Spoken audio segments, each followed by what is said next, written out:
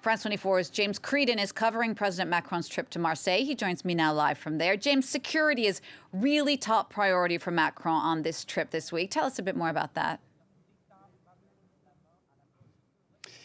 Yes, indeed, Jeannie. So we're here at the City Hall in Marseille, on just right by the beautiful port in the city. It's just a stunning city centre in Marseille.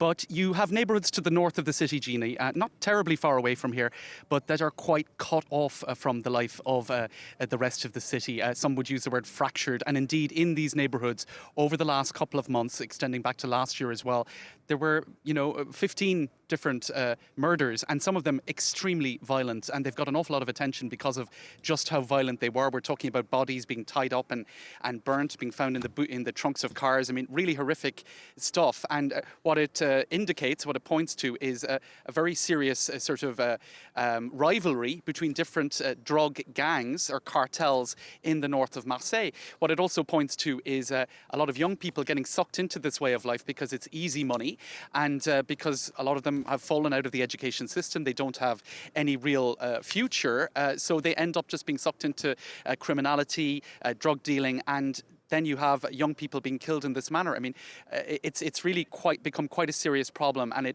it underscores the problems that Marseille generally has as a city. It's quite an impoverished city. There was an audit done recently. The public finances of the city of Marseille are in debt to the tune of €1.5 billion.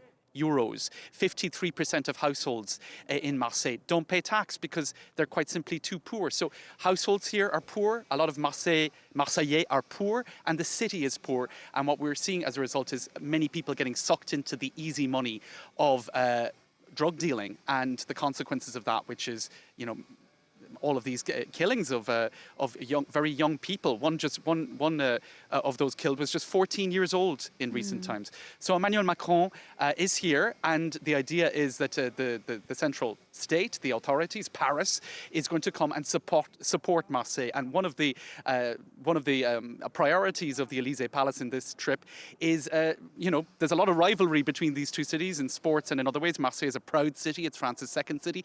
They don't want to be seen at the Élysée Palace as coming in and sort of taking over or taking excessive responsibility for the problems here in Marseille. So the language that is being used and that we can expect to be heard from Emmanuel Macron later is that we're here to support Marseille. We're not here to manage the problems of Marseille.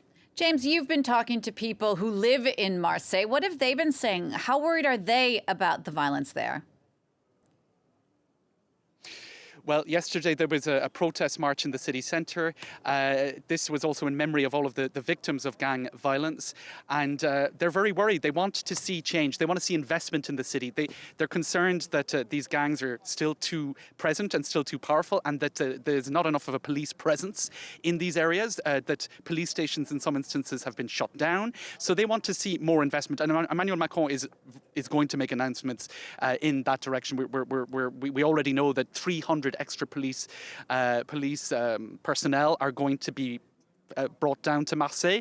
Some would say, well, you had police stations that were shut, many police officers that are retiring. So is this really strengthening of the police presence, or is it just, I suppose, managing a situation that has already been weakened? We'll have to wait and see what Emmanuel Macron says later.